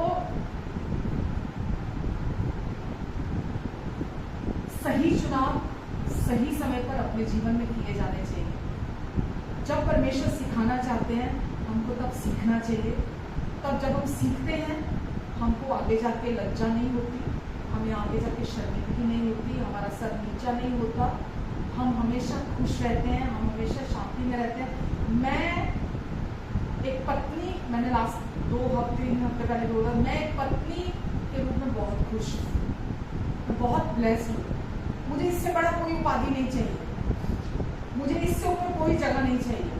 मैं एक एज अ वाइफ इस दुनिया में, इस धरती पर मैं बहुत खुश हूँ, राइट? क्योंकि मैं अपनी अथॉरिटी के नीचे हूँ और मैं बहुत खुश हूँ। जो भी अथॉरिटी मेरे ऊपर है, मैंने कभी आज तक किसी सरकार को भला, किसी सरकार को बुरा नहीं कहा। जो भी मतलब सत्ता में आते हैं, मैंने कभी भी अपने मुंह से बुराइयां नहीं कभी भी किसी की। क्यों? क्योंकि परमेश्वर ने उनको मेरे ऊपर ठहराया है। मैंने कभी नहीं कहा बीजेपी अच्छी है, आम आदमी पार्टी खराब है, अच्छा कांग्रेस अच्छी है या बीजेपी खराब है। मैंने कभी किसी के बारे में नहीं बोला, कभी नहीं बोला। प्रार्थना जरूर करती हूँ परमेश्वर जो हमारे देश के लिए अच्छा है वही आए, हमारे ऊपर आए, जो हमारे लिए अच्छा है। लेकिन कभी भी जो भी अथॉरिटी आपके ऊपर ठहराई जाती है, माँ बाप आपके ऊपर अथॉरिटी है, पति आपके ऊपर अथॉरिटी है, आपका पास्टर आपके ऊपर अथॉरिटी है, अगर आप ऑनर करते हैं उसको, अगर आप अपने आप को हम्बल करते हैं, आपका फायदा है। क्योंकि आप उसके नीचे खुद अपनी विलिंगली, अपनी इच्छा से आप अपने आप को उस अथॉरिटी के नीचे लेकर आते हैं। जब आप लेकर आते हैं, आपके जीवन में परमेश्वर का अनुग्रह और भी अधिक होता है, और भी अधिक होता है। आप समझ रहे हैं? तो परमेश्वर आपके विरोध में नहीं है व्यक्तिगत तौर पर, ये नियम परमेश्वर ने बना दिया है। ये वचन में कहा है परमेश्वर ने कि परमेश्वर और भी अनुग्रह देते हैं। मुझे और भी अनुग्रह चाहिए, मुझे अपने जीवन में और भी अनुग्रह चाहिए। मैं नहीं चाहती कि परमेश्वर मेरे विरोध में, मैं चाहती हूँ हमेशा अपना अनुग्रह मेरी ओर बहाल करते रहे। आमीन। सीखा कुछ? नेक्स्ट वीक और सीखेंगे। मैं चाहती थी इसी एक चीज पर मैं जोर डालूं। आप ये वचन आज का मेरी महिमा के लिए नहीं था। गॉड नोज, परमेश्वर जानते हैं, अगर कोई समझता है तो समझता रहे, पर ये मेरी महिमा के लिए नहीं था। ये परमेश्वर ने जो मेरे जीवन में काम किया, मैं कमजोर थी जहाँ और परमेश्वर ने मुझे सिखाया और परमेश्वर ने अपना अनुग्रह मुझे दिया ताकि मैं उस सिचुएशन पर जय पा सकूं, ना कि उसके नीचे आ जाऊं, उस सिचुएशन पर जय पा सकूं। तो हम्बल होना ये नहीं कि दूसरे के पैरों में गिर जाओ जाके, डाउन कर लो अपने आप को।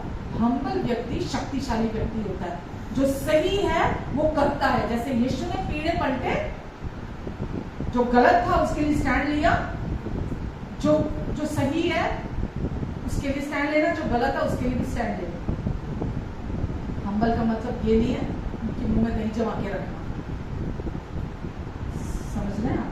तो जो सही है उसको करना, परमेश्वर पर निर्भर होकर चलना, अपनी समझ का सहारा नहीं लेना, बल्कि परमेश्वर को अपने जीवन का आधार बनाना, हर काम को प्रार्थना के साथ करना, पीस को परस्यू करना, परमेश्वर की गाइडेंस में, उनकी लीडिंग में चलना। जो वो आपको कहते हैं वहां जिद और हट नहीं करना कि नहीं मैं ये क्यों करूं, मैं ये नहीं करूंगा, सामने वाले की गलती है, मेरी तो कोई गलती नहीं है, हमेशा मैं ही क्यों झुकूं, मैं ही क्यों नहीं, हर बार मैं ही क्यों नहीं। जिसको जितनी ज्यादा जरूरत है उतनी ज्यादा झुकने की जरूरत है। अगर कोई व्यक्ति को ज्यादा झुकने की जरूरत पड़ रही है, दैट मींस ज्यादा जरूरत है उसकी। तो ये नहीं कह सकते ना कि मैं ही क्यों। परमेश्वर ने जो मेरे साथ इतनी सारी, मैंने आपको सिचुएशन सुनाई, उसके बाद लाखों सिचुएशन आई है, क्योंकि मुझे ज्यादा जरूरत थी हम्बल होने की, मुझे ज्यादा जरूरत थी दीन होने की। तभी टाइम टू टाइम मेरे पास वो सिचुएशंस आई और मैंने अलाउ किया पवित्र आत्मा को, और उन्होंने मेरे जीवन में काम किया, और मैं अपने जीवन में परमेश्वर का अनुग्रह पर अनुग्रह, अनुग्रह पर अनुग्रह, अनुग्रह पर अनुग्रह रिसीव करती आ रही हूँ। अभी भी बहुत जरूरत है, जब भी सिचुएशन आएगी अभी भी हम्बल करने की जरूरत है, आज भी जरूरत है। आज भी अनुग्रह चाहिए। Amen. Amen. कोई सवाल है तो पूछ सकते हैं। जैनिज्म में एक सिस्टम है कि इसमें देखना था जो मदर और वो सन है तो वो सब कुछ छोड़ के जैनिज्म में आ रहे हैं कि जैसे कि घर को छोड़ के हर चीज़ फैमिली को छोड़ के बेसिकली तो वो एक माँ मांग के सारी जिंदगी खत्म करेंगी और आपस में वो कभी नहीं मिलेंगे। तो बाइबल इस बारे में क्या कहती है? वचन तो एक परिवार जो है परमेश्वर की इच्छा है। परिवार परमेश्वर ने बनाया। जब पहला इंसान परमेश्वर ने बनाया था तो परिवार चाहते थे परमेश्वर ने इसीलिए बनाया था ताकि वो इंसान के अंदर रह सकें, फेलोशिप कर सकें, संगति कर सकें, है ना, उनका आत्मा उनके साथ रह सके। तो परमेश्वर की इच्छा शुरू से परिवार है। परमेश्वर कभी नहीं कहते हम अपने परिवार को छोड़कर चले जाएं, हम पहाड़ों में चले जाएं, हम मठों में चले जाएं, हम समाधियां लगा लें या हम भीख मांगने लग जाएं, परिवार को छोड़कर चले जाएं। ये परमेश्वर कभी नहीं चाहते।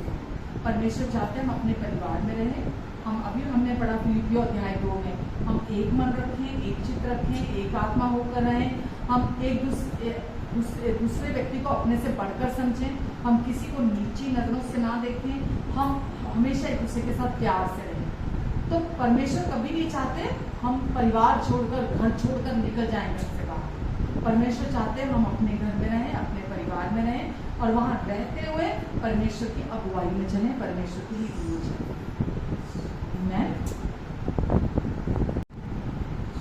हमारे प्रेमी अच्छे पिता परमेश्वर, हम आपको धन्यवाद देते हैं। आज का वचन आपकी ओर से था, सीधा सीधा आपके हृदय से आपने हमारे हृदय तक अपने अनुग्रह से पहुंचाया। आपका अनुग्रह हमारी हर जरूरत की आपूर्ति करता है और आज भी जो हमारी जरूरत है आप पहले से जानते हैं और आपने अपनी आपूर्ति की है हमें। मैं आपको धन्यवाद देती हूँ पिता, जो भी वचन इनके हृदयों में आपने बोया है वो इनके जीवन में 30 गुना, 60 गुना, 100 गुना फल को लेकर आएगा। और प्रभु ये निरंतर आपकी कृपा में चलेंगे, आपसे अनुग्रह पर अनुग्रह को रिसीव करेंगे, क्योंकि आप दीनों पर अनुग्रह करते हैं, दीनों को और भी अनुग्रह, अधिक अनुग्रह देते हैं। धन्यवाद यीशु, धन्यवाद देती हूँ प्रभु। जितने लोग हमें ऑनलाइन सुन रहे हैं, देख रहे हैं, इन्हें, इनके परिवारों को भी आप आशीष दें। अपना अनुग्रहकारी हाथ इन पर बनाकर रखेंगे। इनके आने और जाने पर आप अपनी आशीष को ठहराएंगे, अपनी बुद्धि, अपने फेवर में आप इन्हें चलाएंगे।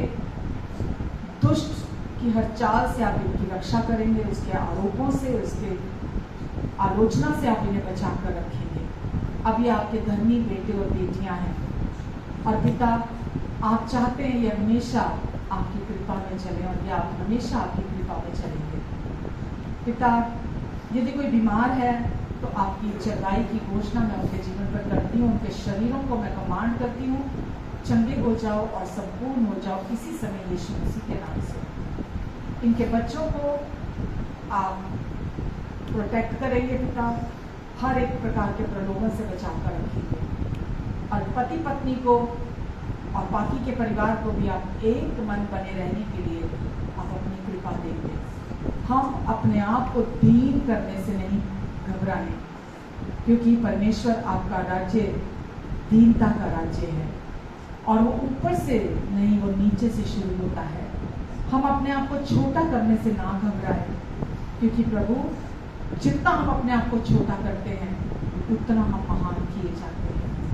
धन्यवाद आपके वचन के लिए प्रभु, धन्यवाद देते हैं यीशु। आपका प्रेम निरंतर इनमें से बहे, आपकी रोशनी इनके द्वारा चमके, आपका जीवन इनमें से बहे प्रभु, आपकी महिमा इनके द्वारा प्रकट हो, आपका अनुग्रह, आपकी शांति इनके जीवन में बहुगुणित होते चले जाए प्रभु यीशु मसीह के नाम से। धन्यवाद देते हैं प्रभु, धन्यवाद। इनकी सारी जरूरतों को अपनी महिमा के उदाहरण से जो मसीह यीशु है आप पूरा करेंगे। आपके अनुग्रह से इन सब के पास हमेशा सब कुछ की बहुतायत रहेगी, यहाँ तक की भलाई करने के लिए इनके पास हमेशा बहुत अधिकार है। आमेन, आमेन, आमेन। धन्यवाद।